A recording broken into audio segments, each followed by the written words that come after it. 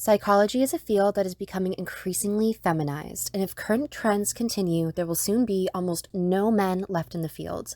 Some consequences of this I've already talked about in a previous video, that being the decreasing effectiveness of therapy for men and the active hostility to male psychology and male methods of problem solving, all of which is a direct consequence of the modern gender ideology that claims men and women are identical.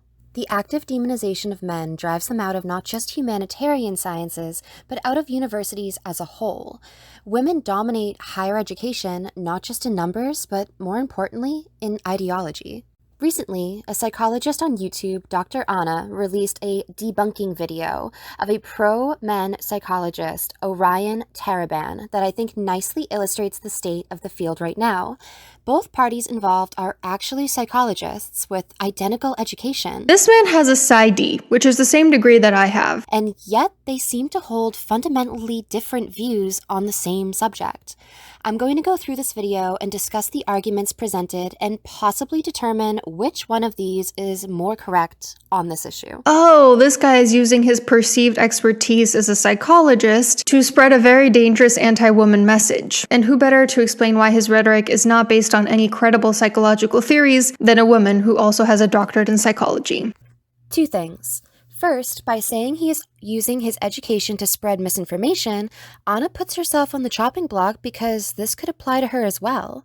This makes it even more crucial for her to provide strong evidence for her case to prove that she is in fact not the one using her education to spread, say, unsupported feminist narratives. Secondly, she specifically says he is using his perceived expertise.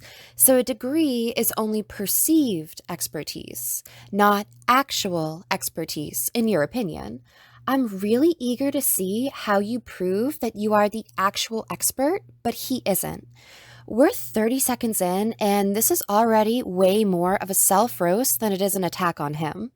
Digging in, she first acknowledges Orion has made several credible videos on psychology, and she had no issue with them. But the moment he released a video that challenged feminist narratives, she considers this a problem. Now we have to ask, is this a problem because it's so factually wrong compared to his other videos? Or is it only a problem because of Anna's personal beliefs? Let's find out. She dismisses the sexual market value idea with a valid but misleading point. The issue here is that she has reduced the sexual market value theory to only being about the men's financial capabilities and a woman's youth and beauty. In that form, I completely agree with her that such a reductionist view might not be very sound because people choose partners based on many different reasons and factors and many cultural motivations. So without accounting for those factors, a sole focus on money and age might significantly reduce the statistical differences between men and women. And of course, it's well known that people often do not honestly or openly identify with what they're attracted to. It is indeed one of the limitations of self-reported studies. However, let me assume her stance that men and women look for the same things without significant difference is actually true and ask you this. Consider these people and imagine they have the following properties. One on the left are educated, have money, respectable jobs, and are mentally healthy, have good morals, and no criminal record.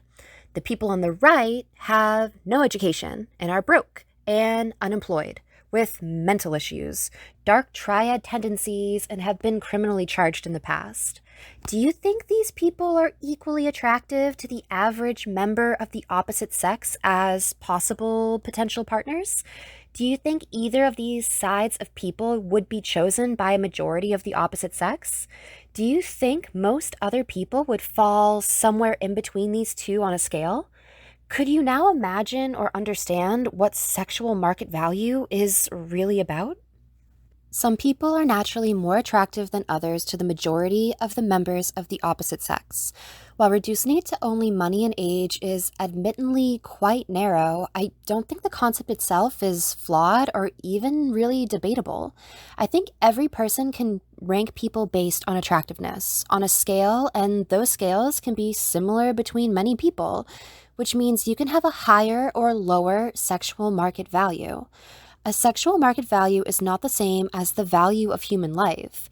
It's not that someone is less valuable as a human being because they're not attractive, but they do admittedly have less bargaining power in the dating market and often have a more difficult time finding a partner.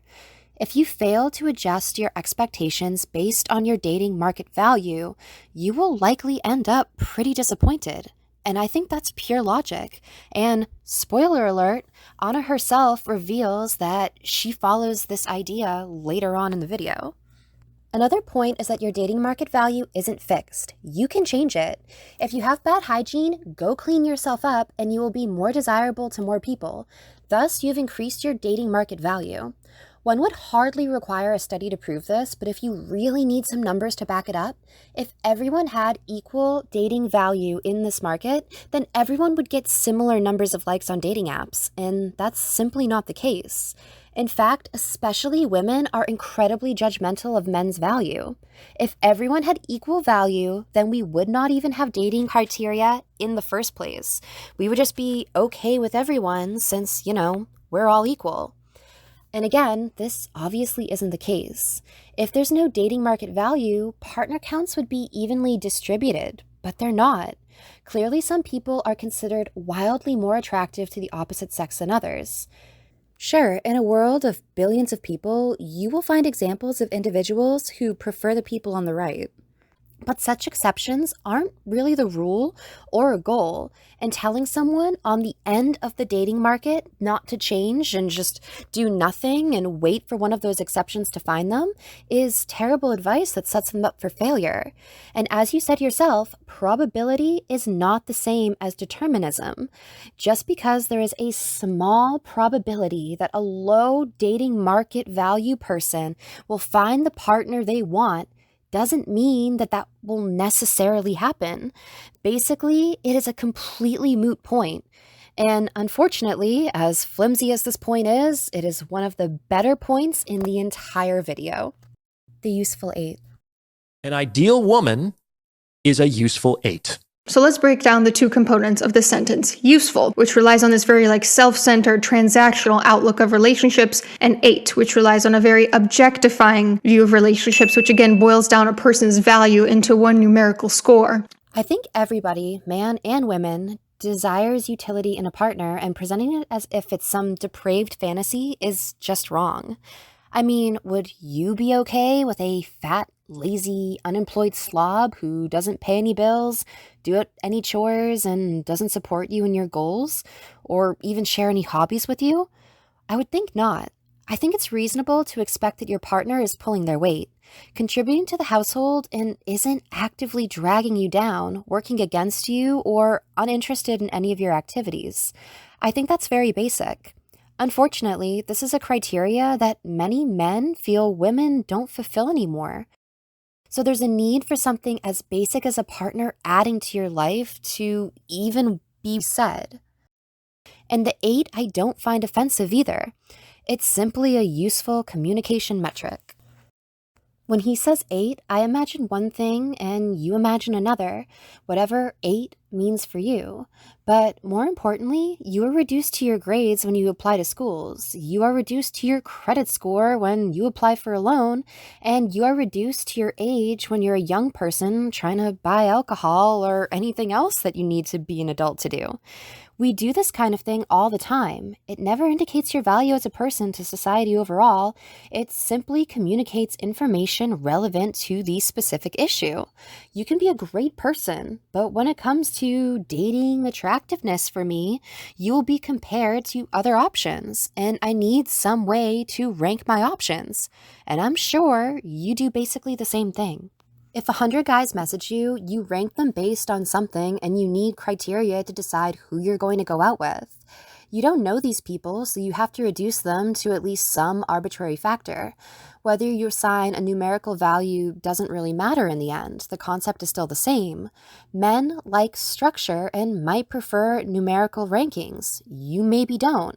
The approach is not dehumanizing or reductionist in nature.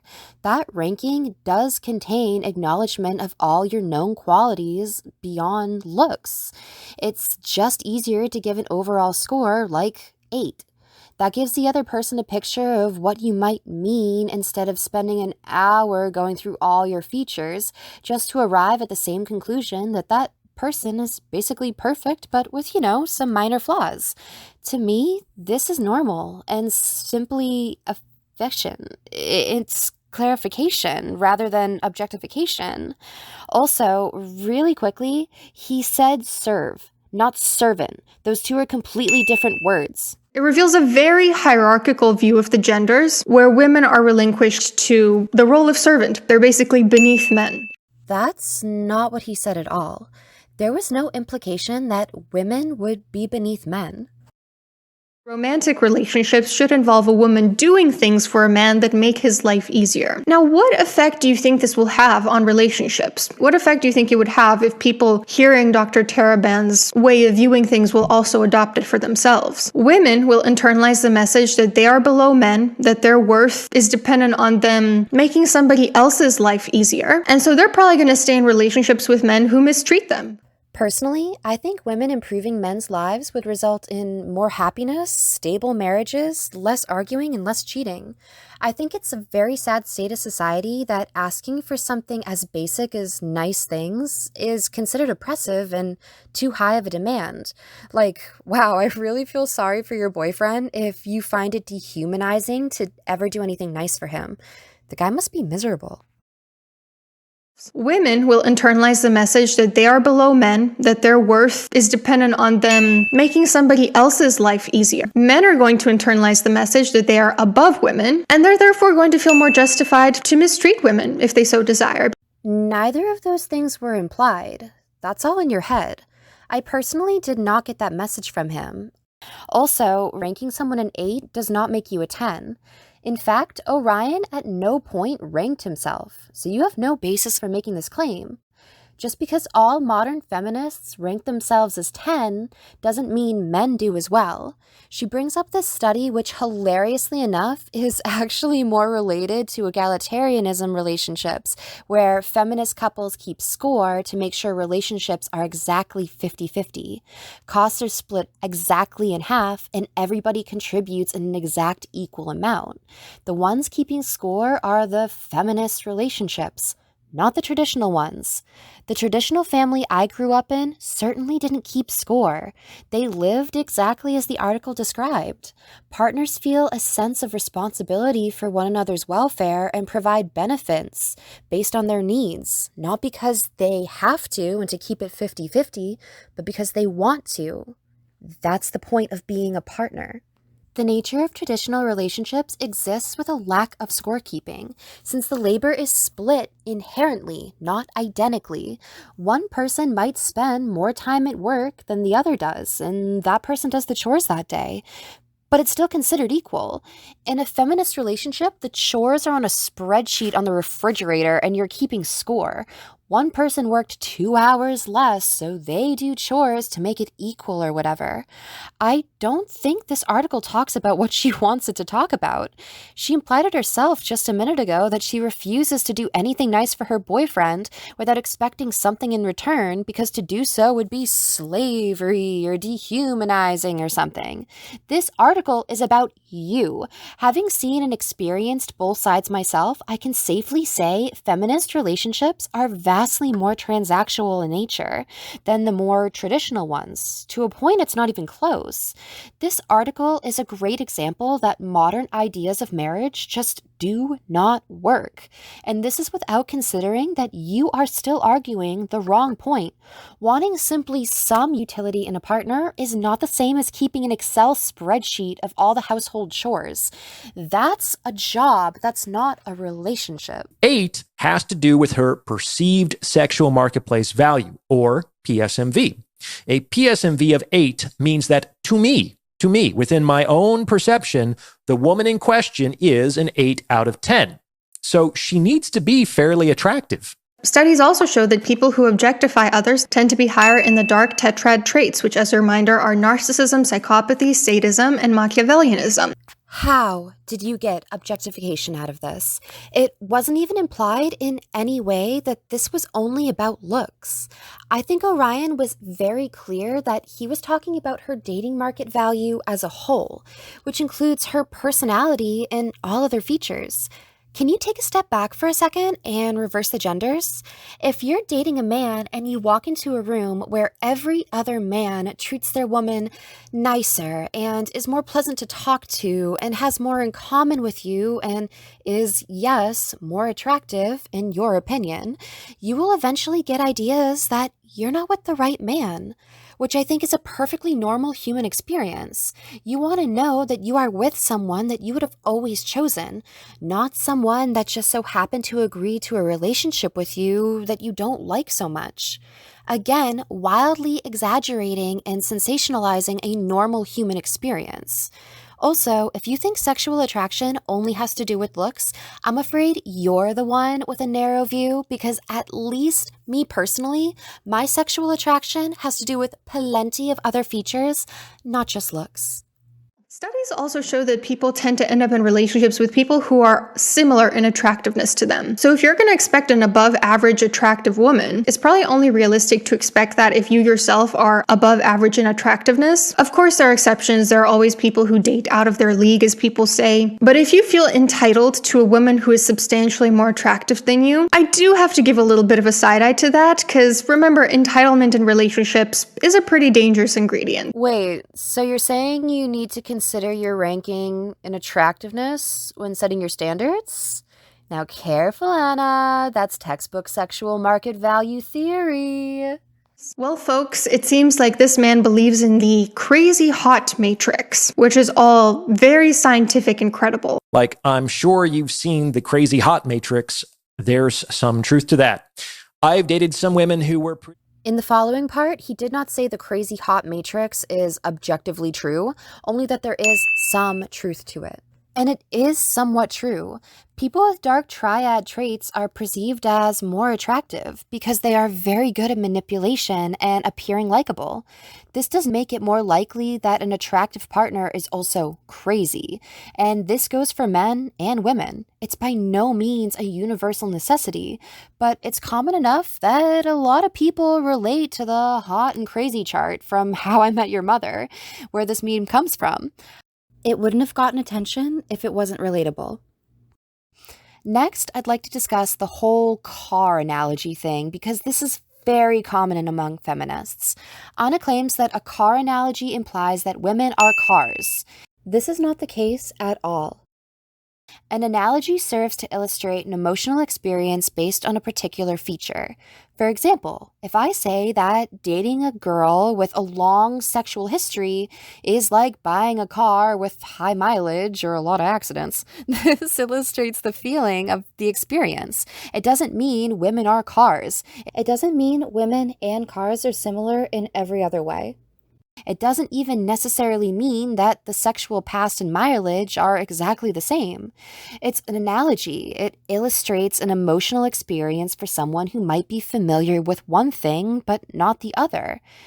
An analogy doesn't necessarily mean objectification. It's just a straw man with no logic. Analogies about two things that are exactly identical without being the same isn't an analogy. It's simply a logical flaw to assume something like this.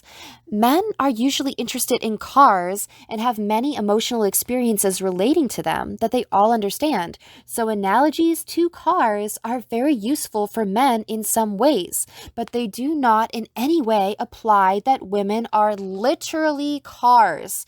It's moronic. So once again, attacking the wrong argument.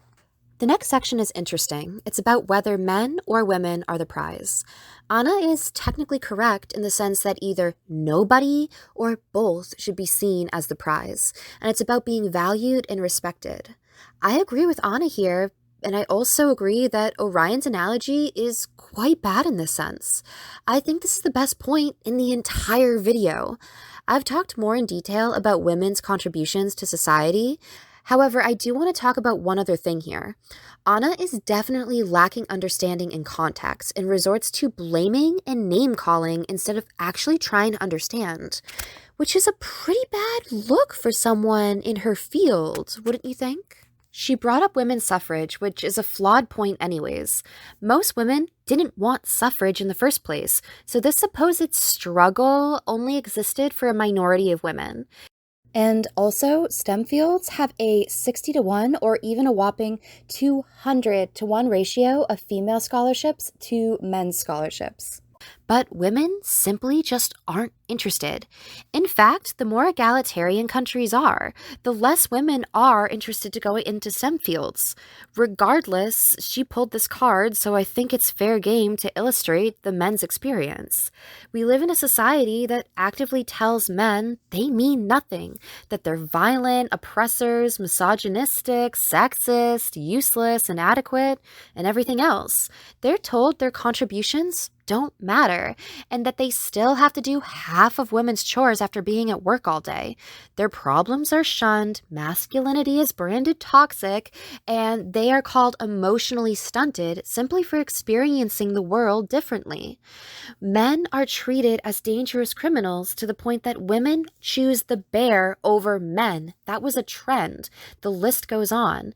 Humanities sciences are also so hostile to men that they are bailing out at unprecedented rates. Men are starved for messaging that they actually matter and can relate with. So naturally, they would absorb any message that they get, no matter how clumsily it's conveyed. They want to be worth something. A relationship where one person is seen as a dangerous oppressor, keeping himself at bay, and the other a helpless victim fighting for her freedom, when this is true for neither of them, is not healthy. It's not as much about men being the sole prize, but about men being the prize too. Women get positive messaging all the time thanks to feminism. Men don't get any, and if anything, they get bashed down for their work. And that's what this is all about. Men consume this content because it acknowledges them for their contributions, and that message men need today more than ever. They are absolutely starved for it. So you could imagine that they would gravitate towards something that makes them feel validated when the rest of the world, this included, doesn't. And of course, the older woman thing is just true. It's natural. Men place great value on fertility in the same way women place great value on the ability to provide. If a man decides to have kids, he wants to know that he is not only able to still have them with his wife, but be able to get to know the mother of his children instead of having to rush into pregnancy on like the 5th date because of her biological clock, later realizing they're incompatible after having children. Women's fertility declines much sooner than men's, so this makes perfect sense from his perspective. I've also shown in several of my videos that many things associated with age downgrade a woman's dating value in other aspects as well. And older women will be more likely to have had more sexual partners, which comes with a very significant risk. Older women might already have a history of divorces, which makes it questionable and reduces their bonding ability. Their libido goes down and a plethora of other issues, mental, medical, physical, everything you can think of. Now, keep in mind 2 things. These aren't necessarily deal breakers, but still factors to consider as you pointed out yourself. Most people, including men, are still interested in having kids one day, so fertility is quite important. Aging reduces a woman's value, which once again boils down a woman's value to her reproductive capabilities. It completely erases all of the ways that women contribute to society that is not dependent on their bodies or their appearance. This only relates to the dating marketplace. A woman can be greatly valuable to society, to her work, and to her peers, but that doesn't necessarily translate to attractiveness or to their appeal to the opposite sex. If I choose between 2 doctors, I will prefer the younger one, if nothing else, just because everything is slower and less pressured. And if kids aren't in the equation for either of us, then all the other factors come into play. This is just simply how the world works. And at the end of the day, Women agree with me. No, we don't. You don't speak for us. Yes, he does. Here you go. The modern family segment is interesting because Anna is correct that child raising used to be more community and extended family focused. However, to suggest nuclear families didn't exist outside of high social classes is just absurd. Duties were always clearly divided between couples, and family units were still considered the basis of society. A nuclear family does not mean that a mother is with her kids 100% of the time. It simply represents a set of values and priorities. Family values simply mean that you do what is right for the family, not what is right for your individual interests. We are a family unit, not roommates with chores on a spreadsheet. Going back to the spreadsheet on the refrigerator thing. Modern women are now financially dependent on their employers, who are typically male. Modern women are now financially dependent on their employers. Yeah, so are men. That's not the point. The point is that when women had a choice between being dependent on one man who loves her and she loves him and they are the only ones for each other in the whole world, versus working for a psychopathic CEO who is ready to fire and replace her the moment she fails to meet her October sales goals, women choose the latter. If you ask men, they don't want to depend on their employers. They like having their own businesses and they pursue freedom. They consider it a punishment or wage slavery to work for a corporate boss. But at the same time, they have absolutely no problem depending on their wife for food or cleaning clothes or doing dishes, domestic duties that are as most important to them, and it's still very valuable in the day-to-day life of these men. And the difference is that one loves them and the other one doesn't. If men had a woman's choice, most of them would choose to be dependent on their partner. Once again, arguing the wrong point. This is not like a suffering contest, right? Like, it's not about like, oh, well, that means the women suffer more than men and we should feel worse for them. We should have compassion for both of these groups of people, for sure. But only talking about half of the equation that makes it convenient for you to run with a specific narrative is really manipulative. Thank you. You finally correctly identified the point men are trying to make. The reason male suffering is brought up is because it's often completely ignored and in favor of women's problems. Men just want to be heard and equally acknowledged. Exactly. This is the point.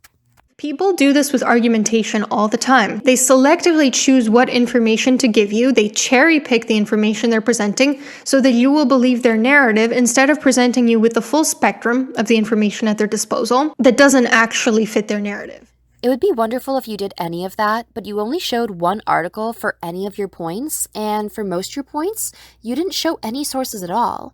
Anna, in general, seems to have approached Orion without any will to understand. She just approached it with the mission to destroy, and she's doing it in a very hypocritical way.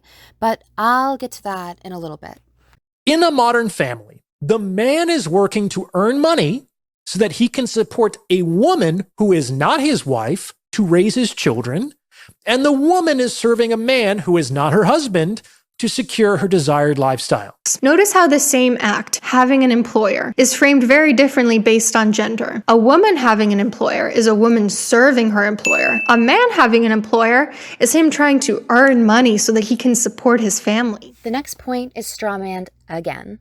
As Anna claims, Orion places different values on each gender working, which is not even implied in the clip that she chose. Orion's point, given more clearly, is that women choose dependence on a stranger over dependence on her partner, which makes men feel inadequate and they feel like their contributions and sacrifices don't mean anything.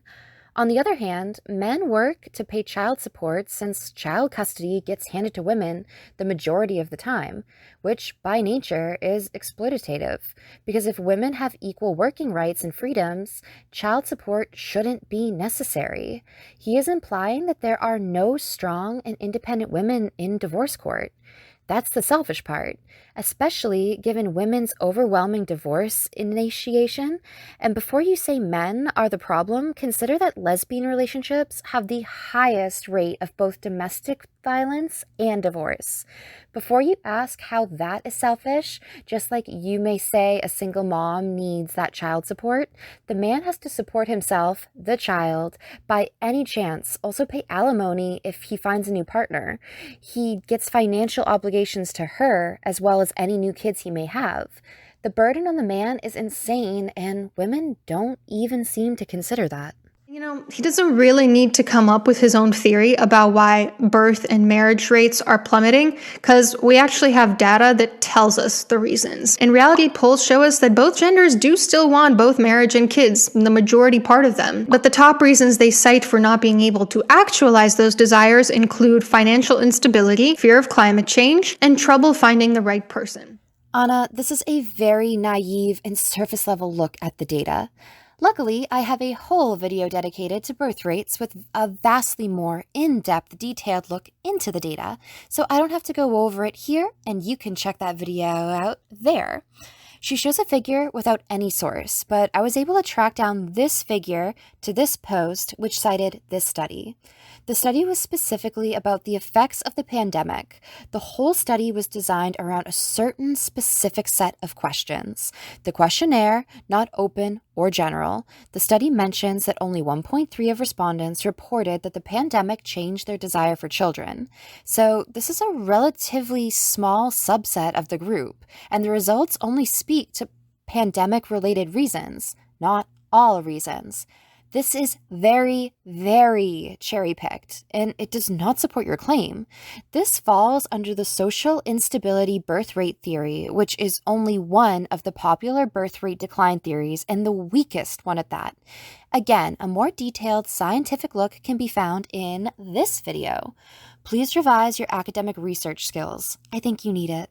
Like, increasing his wealth and prosperity is not only going to benefit that man directly, it's going to allow him to access more and more attractive mating and dating opportunities. Women, on the other hand, have kind of an easier solution, and one that would potentially correct this problem on the population level as well. Namely, they marry older women earlier. Why is it assumed that men would be the breadwinners in this situation? Even if you think it's better for one person in the family to be the breadwinner, why does it have to be the man automatically? Why does he not advise women to make lots of money? Are you afraid of the competition, Dr. Taraban? I am genuinely getting sick of Anna arguing a totally irrelevant point. I'll be honest, I don't agree with Orion here either. I don't think his solutions are optimal or desirable.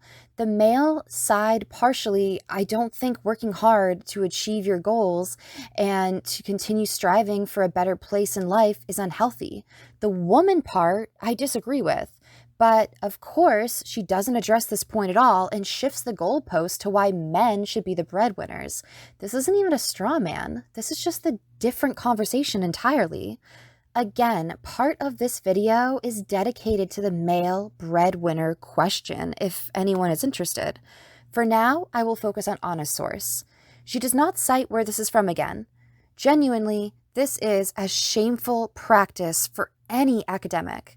How did you get your degree without even citing your sources? Anyways, I managed to somehow track down this source to a random law firm that does not cite its sources for this claim either. So it is a completely baseless claim overall. Okay, let's do both options. Let's consider this website is a legit source and show how Anna cherry-picked the statistics from that, and then let's consider this site is not a legit source and find a better study someplace else. First, things that this page lists that agree with the manosphere. Women file 66 to 75% of all divorces. Conservatives are among the least likely groups to divorce, and this point is listed twice. If you met your spouse early in life, you are less likely to get divorced, which goes completely counter to the marrying young point and makes it clear that it has more to do with marrying too quickly rather than marrying young. Sexually promiscuous women are also highly likely to divorce, and tons of their data points show this. The data point shows that when a woman is the breadwinner, the chance of a divorce effectively doubles, which answers on his question why men should generally be the breadwinners. Her own sources answer her own questions. Earning more money lowers the risk of divorce, adding credibility to the suggestion to men to make more money. There's a whole section dedicated to damning statistics about child support. Is it starting to become clear that Anna didn't really read her own sources? Secondly, if we consider this source as unreliable, here on screen I'm showing some actual scientific articles that address early marriage and its impact on marital stability. I think these are at least academic, peer-reviewed sources have a little bit more reliable data.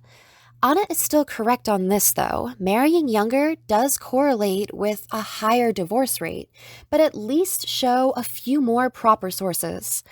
There is a correlation, but additional factors are very rarely considered. There's also a huge difference between marrying at 18 or dating at 18 and then marrying later. Other statistics in the data on couples who marry quickly seem to support this distinction that the correlation Anna observed has more to do with marrying too quickly in general and less to do about your age. Anyways, the part I disagree with Orion on is the suggestion for women to marry older men, because large age gap relationships statistically do not do very well. Take that part out, and his advice works perfectly fine for me. Okay, moving on to the death of the lady. Ladies are women who became wives. Prostitutes are women who didn't. The definition of a prostitute is someone who has sex for money, not somebody who has sex outside of marriage. That's not what the definition is. A lady, often referred to That's not what he said. A lady and a prostitute are not the only two roles for women. These are just labels that men put on women in order to keep them in check, but really women can hold a variety of labels: midwife, teacher, mother, daughter, grandmother, writer, healer, priestess, warrior. Orion specifically said types, not roles. Roles are jobs and occupations, which you listed. Orion was talking about types. A promiscuous woman can be a doctor, and a lady can be a doctor. It's not about work occupation. Furthermore, Orion is talking about the context of mating. A lady represents a woman you want to marry, a beautiful, elegant lady, while a prostitute represents a woman you do not want to marry. Same as for you, an incel might be a type that represents a guy you don't want to marry, and a more stud type might represent the type of man you do want to marry. It's about whether or not you want to marry them. It's not about bowling women's roles down or being wives or prostitutes with no other option. Once again, Anna is listening to argue, not to actually understand. And to just quickly address her Wikipedia source, yet another sin for an academic, but whatever, the Madonna whore complex idea comes from Sigmund Freud, who is currently largely discredited in academia and in some cases not even taught because his theories were either completely wrong or unsupported with bogus evidence. Also, it's talking about something completely different. This complex refers to a situation where men can't unite love and sexual desire in the same person. This means that when they love a woman, though, they completely lose that sexual attraction to her, and vice versa. For example, imagine your husband loses all sexual desire for you the moment you get married. Someone who says they only marry virgins, but they have sex with promiscuous women would not in any way be diagnosed with a psychological impotence by Freud. The interpretation that Anna gives comes from a feminist researcher who decades later coined the name for the complex and assigned it a totally different meaning than what Freud intended, broadening it to describe a cultural ideology or gender double standard that extends far beyond what Freud intended. This is a heavy feminist modern political view and is not scientifically found and even really validated anywhere in literature. The Madonna whore complex is not recognized as an official psychiatric diagnosis. It does not appear in a diagnostic manual. It is merely a gender studies concept that has not been accepted as a scientific fact. She is referring to complete pseudoscience here. I cannot even count the numbers of errors in this citation. This is some top-tier level academic negligence. Who's using pseudoscience to sell a narrative again, Anna? Dr. Taraban says, ladies are women who became wives, prostitutes are women who didn't. So by that logic, nuns are super slutty then. Empowered women are prostitutes. That's not the claim whatsoever. Again, lady and prostitutes are just there to describe a desirable and undesirable woman. It's being used in a descriptive manner. It's only about whether you want to date her or not. I'm going to skip over this segment because it's just totally unrelated rambling on points Orion didn't make, and I don't want to have to repeat myself. But there was another straw man here about men visiting prostitutes, and these labels are meant to put women down. Finally, the last section. The clip's fairly long, but basically Orion describes how modern dating practices would be deemed offensive in the 19th century, when most women were still virgins all the way up until marriage. Of course, this makes sense. Premarital sex was shunned at the time. Learning modern women sleep with men on typically the third date would absolutely knock them off their feet. The reason this is relevant is because it brings the wives and the promiscuous women very close together in the modern day. The difference between a socially acceptable third date sex and a promiscuous hookup on the first date is only 2 dates. What is that, like 48 hours in some cases? We've eradicated all stigma tied to previous sexual partners.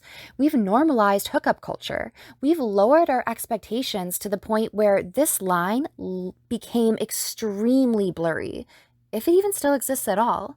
Some people start as friends with benefits or like a situationship, I hate that word, and only then start dating. Now the reason this is a problematic dynamic is what I mentioned before in other videos. Promiscuity is bad. Hookup culture is bad. A high partner count or body count is an extremely negative indicator for how a relationship is going to go. So you shouldn't engage in those actions. We need to instill more decency back into society because sexual restraints do lead to better relationship outcomes and therefore a better society. So now that we understand Orion's point, what's it on to get from this? His argument is kind of like saying if you were to take someone from 100 years ago and show them a modern day person with mental illness, they would say lobotomize that person, institutionalize them immediately. This means they had the right idea and we should lobotomize that person. In reality, we don't lobotomize people anymore because we've evolved, we've learned a lot, we've gained a different set of values and norms over the course of our historical development. Okay, sure, whatever. And just because the definition of lady changed, it doesn't mean that it's an improvement or that it's correct. So what's your point? For example, the word incel used to mean simply involuntarily celibate. So a man who wants to date someone but is unsuccessful in finding a partner. Now, it just means anyone who criticizes women, and that's just wildly inaccurate. It's lost all meaning. So word evolutions don't mean it's gotten better or more correct. You still now have the burden of proof to show why the new definition is an improvement. Furthermore, she misses this point entirely again when he gives the analogy of how a serial killer is practically a law-abiding citizen compared to Stalin, which is similar to women claiming their high body count before marriage is nothing compared to real prostitutes like OnlyFans models or adult film stars. So it's okay, it's not that bad. She calls this a false equivalence. And I can understand why she believes so, but I don't really think it is. Maybe it isn't the best analogy out there, but I can definitely understand its logic.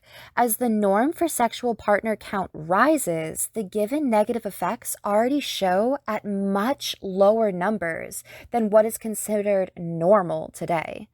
I think the ever rising bar for what is considered promiscuous is quite concerning, and it's really not good for our future. I'm having trouble keeping count of all of his fallacies in this line of argumentation. And he says, I'm not arguing that we go back to the way things were, just that we see modern women as whores, I guess. Got it.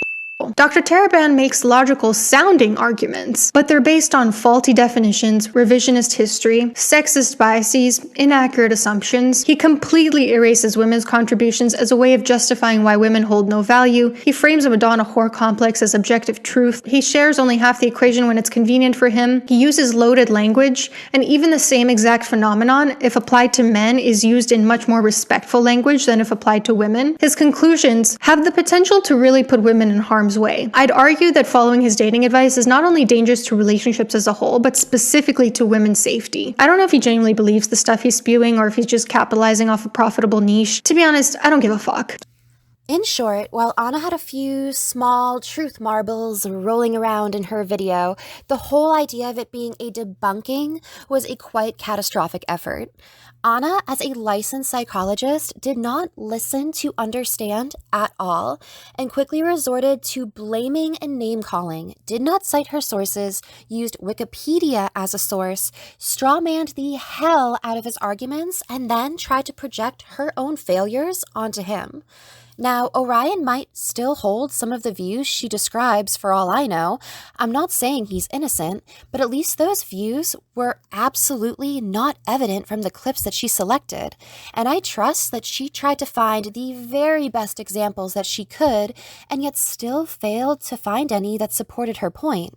As a fellow academic, my final conclusion I got from watching this video is that Dr. Anna is heavily biased and an inaccurate source of information that should be put under heavy scrutiny and possibly have her degree revoked. I think this kind of work is just unacceptable in an academic environment. I don't know how she's a therapist, but I certainly would discourage people from using her services if she is so quick to misinterpret and judge you in the way she did with Orion.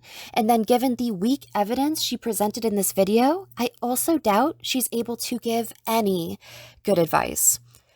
Anyways, thank you so much for watching. I hope you enjoyed, and I will see you all in the next video.